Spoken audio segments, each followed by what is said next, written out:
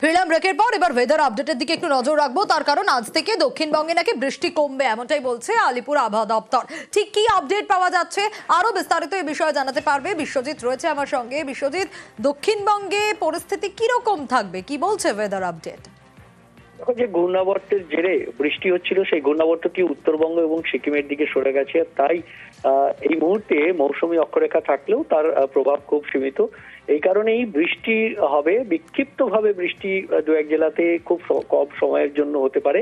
ভারী বৃষ্টির কোনো সম্ভাবনা নেই দক্ষিণবঙ্গে। আগামী বুধবার পর্যন্ত ভারী বৃষ্টির সম্ভাবনা নেই। বৃহস্পতিবার থেকে ফের ভারী বৃষ্টি হতে পারে, কিন্তু তার আগে বজ্র বিদ্যুৎ সহ দু এক জায়গায় বিক্ষিপ্ত বৃষ্টি হবে ঠিকই, কিন্তু বেশি বাড়বে, কিছুটা তাপমাত্রা বাড়বে আর বেশি আর্দ্রতাজনিত অস্বস্তি, অর্থাৎ যেহেতু বাতাসে জলীয় বাষ্প বেশি থাকবে তাই আর্দ্রতাজনিত অস্বস্তি প্রচুর ভোগাবে আগামী কয়েকদিন দক্ষিণবঙ্গের ক্ষেত্রে। এই গরম এবং আর্দ্রতাজনিত অস্বস্তি থাকবে। ভারী বৃষ্টির কোনো সম্ভাবনা নেই মঙ্গল বুধবার পর্যন্ত।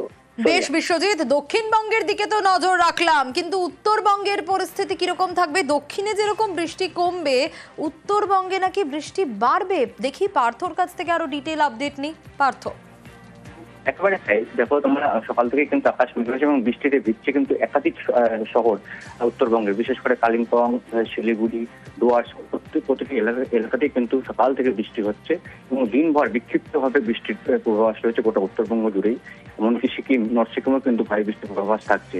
অর্থাৎ দার্জিলিং, কার্শিয়াং, কালিম্পংয়ের মতো উঁচু পার্বত্য এলাকা তো বটেই, সমতলে জলপাইগুড়ি, শিলিগুড়ি, কোচবিহার, এমনকি বালুরঘাট ও রায়গঞ্জ, সেখানেও কিন্তু কখনো হালকা কখনো মাঝারি বৃষ্টি হতে পূর্বাভাস থাকছে এবং বিকেলের পর কিন্তু বিক্ষিপ্তভাবে ভারী বৃষ্টির পূর্বাভাস থাকছে একাধিক জেলায়।